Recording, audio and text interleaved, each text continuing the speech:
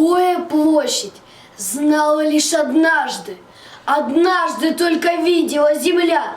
Солдаты волокли знамена вражьи, чтоб бросить их к подножью Кремля.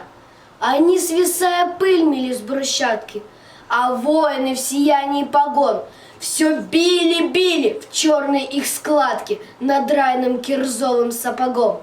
Молчала площадь, только барабаны гремели. И еще шаги, шаги.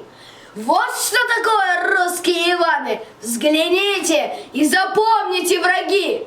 Вы в них стреляли? Да, вы в них стреляли. И жгли в печах? Да, вы их жгли в печах. Да только зря. Они не умирали, лишь молния прибавлялась в их очах.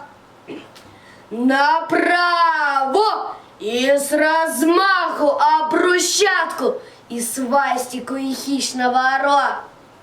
Вот так России бросили перчатку. Россия эту перчатку подняла.